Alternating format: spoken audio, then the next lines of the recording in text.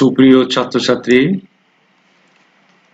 পাংশা সরকারি কলেজের ভূগোল ও পরিবেশ বিভাগের পক্ষ থেকে সবাইকে জানাচ্ছি সুস্বাগতম। আশা করি তোমরা ভালো আছো। আমি আজকে পড়ার চতুর্থ বর্ষের সমুদ্র বিজ্ঞান কোর্সটি আলোচনা করব, আর এটির কোর্স কোড হচ্ছে 2,43,203। আজকে যে বিষয়টি আমি আলোচনা করব সেটি হচ্ছে সমুদ্র বিজ্ঞান পাঠের প্রয়োজনীয়তা এবং সমুদ্র বিজ্ঞান শাস্ত্রের ক্রমবিকাশ। অর্থাৎ আলোচনা শেষে আমরা সমুদ্র বিজ্ঞান কেন পাঠ করব সেটি জানতে পারবো, এবং সমুদ্র বিজ্ঞান আজকে যে আধুনিক একটি বিজ্ঞানে পরিণত হয়েছে, অত্যন্ত গুরুত্বপূর্ণ একটি বিষয়ে উপনীত হয়েছে, কিভাবে এটি হলো তার সংক্ষিপ্ত ইতিহাস অর্থাৎ সমুদ্র বিজ্ঞানের ক্রমবিকাশ আলোচনা করব। তো প্রথমেই আলোচনার শুরুতে আমি সমুদ্র বিজ্ঞান পাঠের প্রয়োজনীয়তা আলোচনা করি। প্রথমে যে বিষয়টি আলোচনা করা দরকার সেটি হচ্ছে সমুদ্র কাকে বলে। সমুদ্রকে আরেকটি শব্দ ব্যবহার করা হয় মহাসাগর, ইংরেজিতে ওশন। যদি খুব সংক্ষেপে যদি বলি যে সমুদ্র কাকে বলে, সেটি হলো এই যে ভূপৃষ্ঠের উপরে বিশাল লবণাক্ত পানিপূর্ণ খাতকে সমুদ্র বলা হয় বা মহাসাগর বলা হয়। আমরা জানি যে পৃথিবীর মোট আয়তন প্রায় 51 কোটি বর্গ কিলোমিটার, আর এই আয়তনের 71 ভাগ হচ্ছে জল অর্থাৎ হাইড্রোস্ফিয়ার, আর 29 ভাগ হচ্ছে স্থল অর্থাৎ মহাদেশগুলো। অর্থাৎ বিশ্ব সমুদ্রের আয়তন হচ্ছে পৃথিবীর মোট আয়তনের 71 ভাগ, যেখানে রয়েছে 5টি মহাসাগর, যেমন প্রশান্ত মহাসাগর, আটলান্টিক মহাসাগর, ভারত মহাসাগর, দক্ষিণ মহাসাগর এবং উত্তর মহাসাগর। এই 5টি মহাসাগর এবং তৎসংলগ্ন সাগর এবং উপসাগরের সম্মিলিত যে জলভাগ, যে আয়তন, সেটা হচ্ছে পৃথিবীর মোট আয়তনের 71 ভাগ। আর যে 7টি মহাদেশ রয়েছে তার আয়তন বা সেটা ভূপৃষ্ঠের মাত্র 29 ভাগ। অর্থাৎ এই বিশাল জলরাশি অর্থাৎ যে মহাসাগর, এই জলরাশি সম্পর্কে এখনো মানুষের কাছে কিন্তু অনেক কিছুই অজানা। পৃথিবীর লোক সংখ্যা প্রায় 700 কোটি। তো এই বিশাল জনগোষ্ঠীর যে জনগোষ্ঠীর অর্থাৎ যদি আমরা বলি যে উদ্ভিদ, পৃথিবীতে যে উদ্ভিদ আছে বা উদ্ভিজ আছে এবং প্রাণী আছে, তা প্রত্যেকটাই কিন্তু প্রত্যক্ষ বা পরোক্ষভাবে সমুদ্র দ্বারা প্রভাবিত হচ্ছে জীবন এবং জীবিকা। সুতরাং সমুদ্র বিজ্ঞান পাঠের গুরুত্ব অপরিসীম। এই বিশাল জনগোষ্ঠীর যে দৈনন্দিন যে খাদ্য, তারপরে যে ওষুধপত্র বা বিভিন্ন দিক, যে প্রোটিন, তারপরে বিশ্ব বাণিজ্যের যে একটি দেশের সাথে আরেকটি দেশের যে বাণিজ্যিক যে সম্পর্ক, সেটাও টিকে রাখার জন্য এই সমুদ্র পথ তথা সমুদ্র বিজ্ঞান পাঠ অত্যন্ত জরুরি এবং গুরুত্বপূর্ণ। এরপরে আসছে পৃথিবীর যে জলবায়ু, সেটি সমুদ্র কিন্তু নিয়ন্ত্রণ করে বা সমুদ্র দ্বারা প্রভাবিত হয়। আমরা জানি যে সমুদ্র যে পৃথিবীর যে বায়ুমণ্ডল, তার সাথে সমুদ্র ওতপ্রোতভাবে জড়িত। সুতরাং যে পানিচক্র আছে পৃথিবীতে, যে পানিচক্র সংঘটিত হয়, তার মূল যে ঘটনা বা যে ফ্যাক্টর, সেটা হচ্ছে কিন্তু সমুদ্র। সমুদ্র থেকে পানি জলবাষ্প হয়ে বায়ুমণ্ডলে যায়, সেখান থেকে আবার সমুদ্রে কিছু ঝরে পড়ে, বৃষ্টিপাত হয়ে কিছু অংশ চলে আসে স্থলভাগে বা মহাদেশে, সেখান থেকে বৃষ্টিপাত ঘটে, সেখানে ভূপৃষ্ঠ কিছু শোষণ করে, নদী নালা খাল বিল হয়ে আবার চলে যায় সমুদ্রে। সুতরাং সমুদ্র কিন্তু একটি মানে জলচক্র বা পানিচক্রের অত্যন্ত একটি গুরুত্বপূর্ণ ফ্যাক্টর। সুতরাং বায়ুমণ্ডলের সাথে সমুদ্রের যে গভীর সম্পর্ক রয়েছে, নিবিড় সম্পর্ক রয়েছে, সে বিষয়টি জানা উপলব্ধি করার জন্য আমাদের এই সমুদ্র বিজ্ঞান পাঠ করতে হয় বা পাঠ করতে হবে। এটা অত্যন্ত গুরুত্বপূর্ণ একটি বিষয়। তাছাড়া যদি বলি যে সাইক্লোন, সুনামি, বিভিন্ন ধরনের দুর্যোগ, সামুদ্রিক যে দুর্যোগগুলো ঘটে সেগুলো কেন হচ্ছে, কি জন্য হচ্ছে, কোথায় হচ্ছে, তার প্রভাবটা কি, এই সার্বিক বিষয় কিন্তু খুঁটিনাটি বিষয়গুলো আমাদের সমুদ্র বিজ্ঞান পাঠ করলে আমরা জানতে পারি। সুতরাং সমুদ্র বিজ্ঞান পাঠের গুরুত্ব অপরিসীম, আমরা এটা বুঝতে পারছি। এরপর হচ্ছে যে বিশাল সমুদ্র, অর্থাৎ পৃথিবীর যে ৭১ ভাগ যে জলরাশি, হাইড্রোস্ফিয়ার, অনেক বিষয় কিন্তু এখনো মানুষের অজানায় থেকে গেছে। খুব সামান্য বিষয় কিন্তু এখনো মানুষ জানতে পারছে। দিন দিন এই জানার পরিধি মানুষের বৃদ্ধি পাচ্ছে। সুতরাং আধুনিক যুগে বিশাল জনগোষ্ঠীর যে মৌলিক চাহিদা পূরণ করার জন্য শুধু স্থলভাগের সম্পদ নয়, সামুদ্রিক সম্পদও কিন্তু আমাদেরকে আহরণ করতে হবে বা প্রয়োজন। সুতরাং এই বিষয়গুলো জানতে হলে আমাদেরকে সমুদ্র বিজ্ঞান পাঠ করতে হবে। এরপরে আমরা যদি বলি যে বিভিন্ন ধরনের সম্পদ, খনিজ সম্পদ, মেরিন ফিশারিজ, সামুদ্রিক যে মৎস্য, তারপরে সামুদ্রিক যে উদ্ভিদ আছে, বিভিন্ন ওষুধের কাঁচামাল, এক কথায় সমুদ্র কিন্তু বিভিন্ন সম্পদে পরিপূর্ণ, প্রাকৃতিক সম্পদে পরিপূর্ণ। বিভিন্ন দেশ আধুনিক প্রযুক্তির মাধ্যমে সমুদ্র থেকে তেল, গ্যাস, বিভিন্ন ধরনের খনিজ সম্পদ আহরণ করছে, আবার সামুদ্রিক মৎস্য শিকার করছে, তারপরে সমুদ্র থেকে বিভিন্ন ধরনের ওষুধের কাঁচামাল সংগ্রহ করছে। সুতরাং এই বিশাল যে মানে সম্পদ দ্বারা পরিপূর্ণ যে সমুদ্র, সেটা আহরণ করতে হলে, জানতে হলে সমুদ্রে বিভিন্ন অনুসন্ধান কাজ পরিচালনা করতে হবে। আর এসব কিছু জানা যায় কিন্তু হচ্ছে সমুদ্র বিজ্ঞান পাঠ করলে।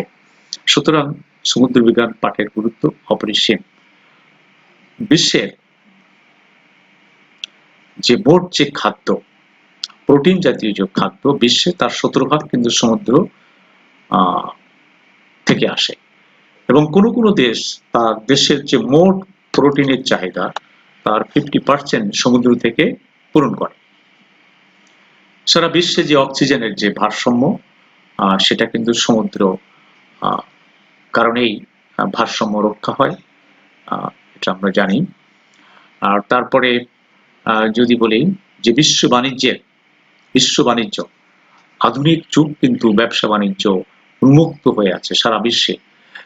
কোনো দেশ স্বয়ংসম্পূর্ণ নয়। একটি দেশ অন্য একটি দেশের উপরে বিভিন্ন পণ্যের উপরে নির্ভরশীল হয়ে থাকে। আর এই বাণিজ্য কিন্তু একমাত্র সহজভাবে কম খরচে কিন্তু সমুদ্র পথে করা সম্ভব। আমরা জানি যে বিশ্ব বাণিজ্যের মোট 90% বাণিজ্য কার্য কিন্তু সমুদ্র পথে সম্পন্ন হয়।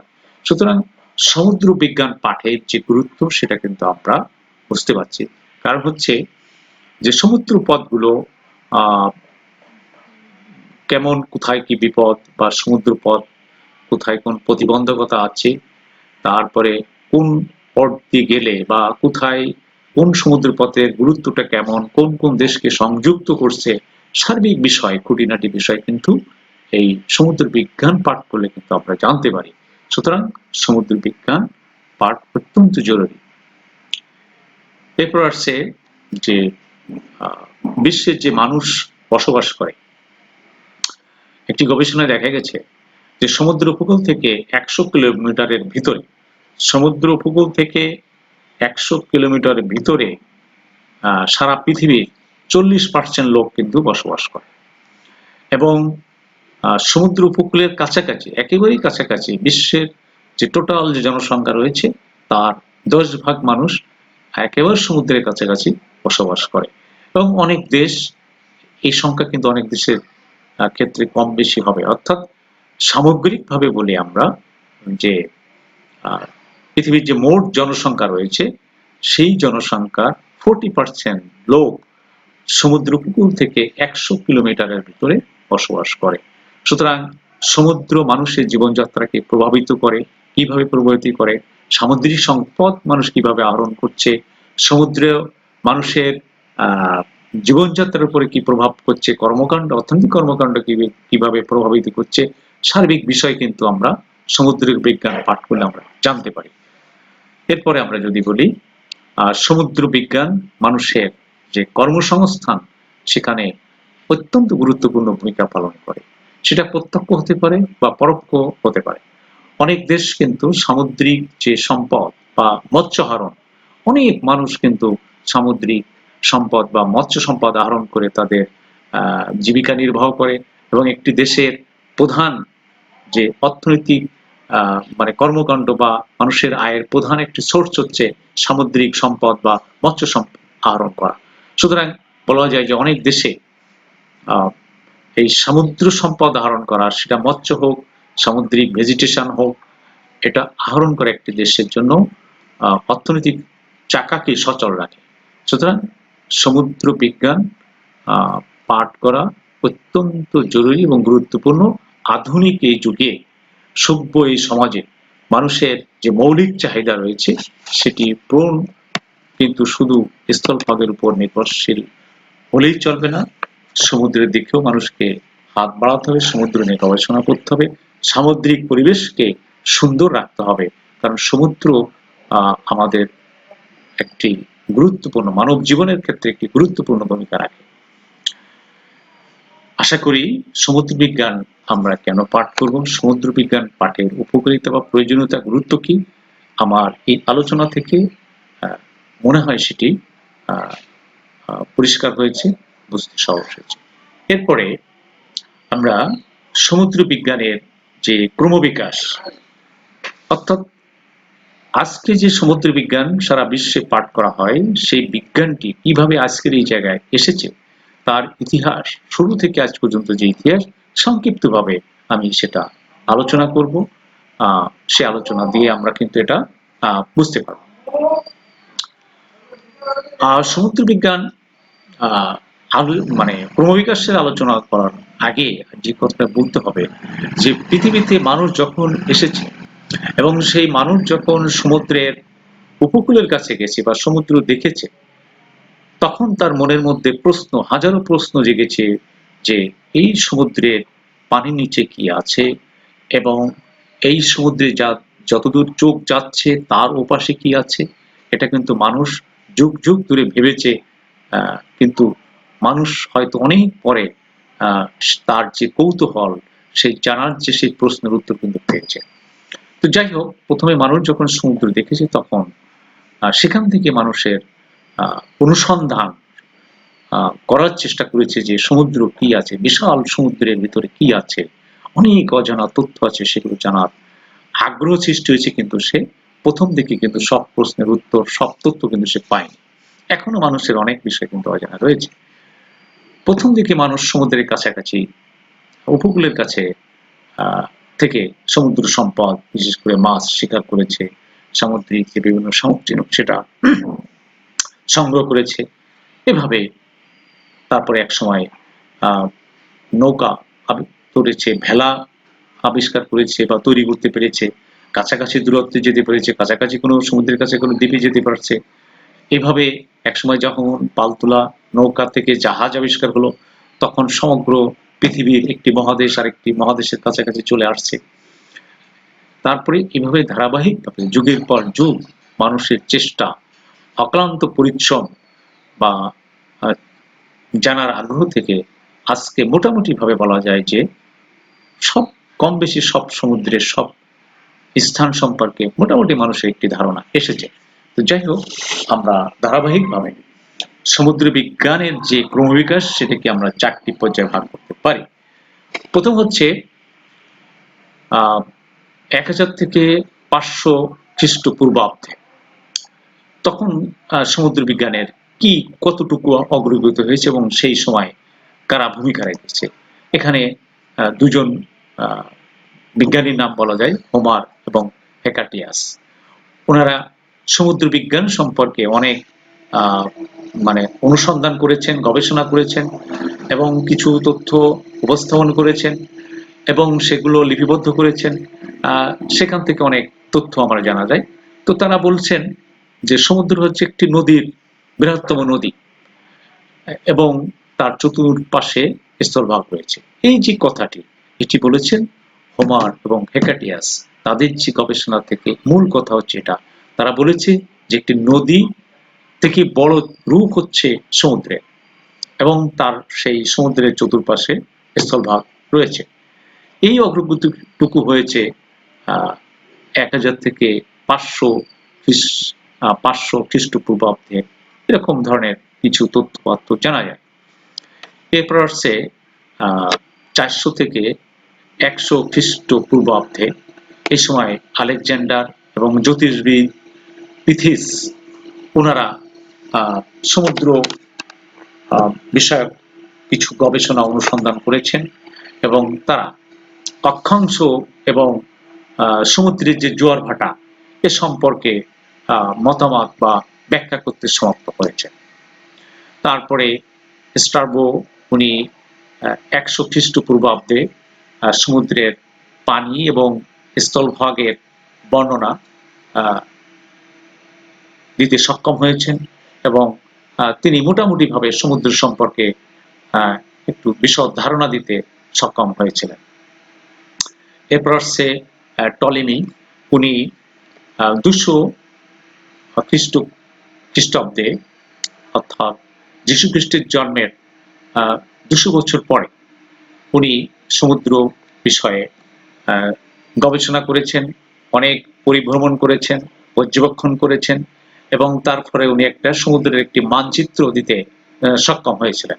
অর্থাৎ বিশ্ব সমুদ্রের উনি যতটুকু অনুধাবন করেছেন, পর্যবেক্ষণ করেছেন, করে তার একটি মানচিত্র উনি অঙ্কন করেছিলেন। সেটা হচ্ছে যীশু খ্রিস্টের জন্মের 200 বছর পর। তারপরে পঞ্চদশ শতাব্দীতে প্রিন্স হেনরি, পর্তুগালের যে প্রিন্স হেনরি উনি সামুদ্রিক গবেষণা বিদ্যালয় প্রতিষ্ঠা করেছিলেন পঞ্চদশ শতাব্দীতে। অর্থাৎ সমুদ্রের বিভিন্ন অভিযান পরিচালনা করা, তারপরে সমুদ্রের বিভিন্ন তথ্যপত্র সংগ্রহ করা, সামগ্রিকভাবে সমুদ্র নিয়ে স্টাডি করার জন্য উনি একটি বিদ্যালয়, সামুদ্রিক গবেষণা বিদ্যালয় প্রতিষ্ঠা করেছিলেন পঞ্চদশ শতাব্দীতে। এটা হচ্ছে পর্তুগালে। এরপর কলম্বাস, আমরা জানি যে কলম্বাস আমেরিকা আবিষ্কার করেছিলেন। উনি অভিযান শুরু করেছিলেন 1491 খ্রিস্টাব্দে এবং এটা চলে হচ্ছে 1492 খ্রিস্টাব্দ পর্যন্ত।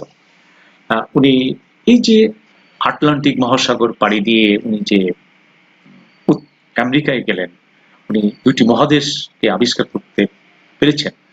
এর ফলে কিন্তু এই সমুদ্র যাত্রা উনি যখন করলেন তখন সমুদ্রের থেকে অনেক তথ্য উপাত্ত কিন্তু উনি পেয়েছিলেন, লিপিবদ্ধ করেছেন, পর্যবেক্ষণের মাধ্যমে উনি অনেক তথ্য পেয়েছিলেন এবং আরো যে মহাদেশ, দুটি মহাদেশ আবিষ্কৃত ছিল সেটা আবিষ্কৃত হলো। এর ফলে সমুদ্রের বিজ্ঞানের যে অগ্রগতি, ক্রমবিকাশ কিন্তু আরো সাধিত হলো। এরপর ভাস্কো দা গামা যে ইউরোপ থেকে ভারতবর্ষে আসলেন, উনি আটলান্টিক মহাসাগর এবং ভারত মহাসাগর, দুটি মহাসাগর পাড়ি দিয়ে উনি কিন্তু আসলেন ভারতবর্ষে। তো এর ফলে এই দুটি মহাসাগর উনি পাড়ি দিয়ে আসলেন, অর্থাৎ ইউরোপ থেকে ভারতীয় উপমহাদেশে উনি আসছেন। এই যে পথ আবিষ্কার হলো, সমুদ্র পথ, এর ফলে অনেক তথ্য কিন্তু মানুষের জানা সম্ভব হলো। এটা এবং তারপরে সমুদ্র বিজ্ঞানের একটি নতুন অধ্যায়ের সূচনা হলো। এরপর আসছে 19বিংশ শতাব্দীতে থেকে আজ পর্যন্ত সমুদ্র বিজ্ঞানের যে নবযুগ, এই নবযুগকে আমরা আবার 4টি ভাগে ভাগ করতে পারি। প্রথম হচ্ছে মূলত এই যে 4টি ভাগ, অর্থাৎ নবযুগে সমুদ্রের অজানা তথ্যকে জানার নিমিত্তে বিভিন্ন সময় সমুদ্র বিজ্ঞানী গবেষক তারা কিন্তু অভিযান পরিচালনা করেছেন। সেই অভিযানগুলো থেকে অনেক বিষয়, সমুদ্রের অনেক বিষয় কিন্তু আহ, জানা সম্ভব হয়েছে।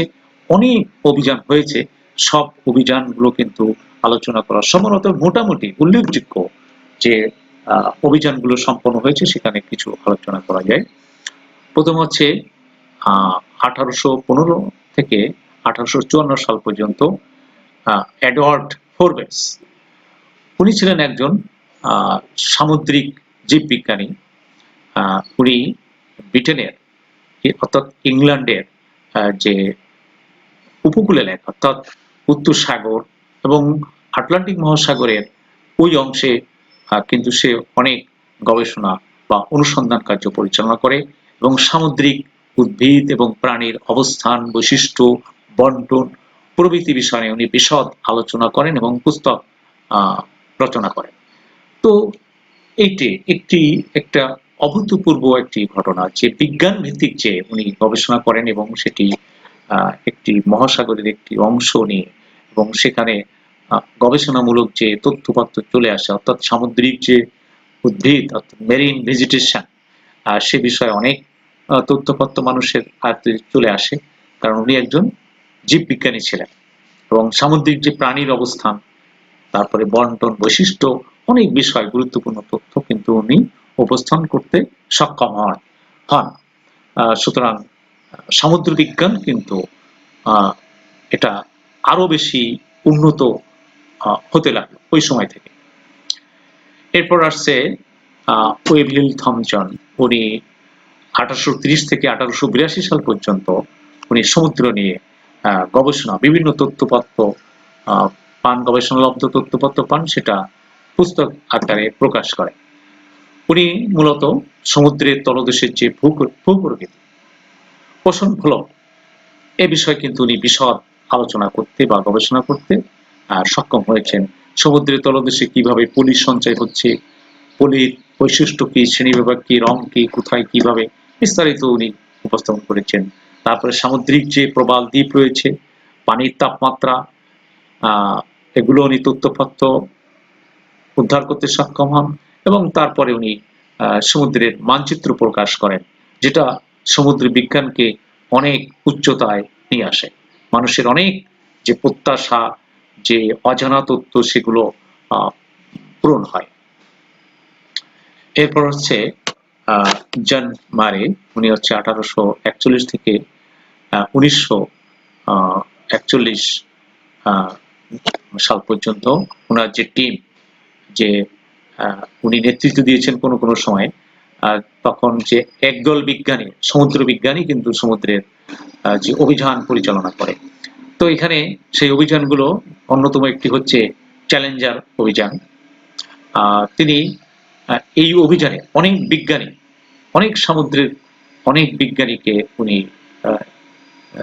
নিয়ে ওনার নেতৃত্বে কিন্তু এই সমুদ্র অভিযানগুলো পরিচালনা হয় এবং সমুদ্রের অনেক অজানা তথ্য কিন্তু এই জন মারে অর্থাৎ চ্যালেঞ্জার অভিযানের মাধ্যমে বিশ্ববাসী কিন্তু জানতে পারে।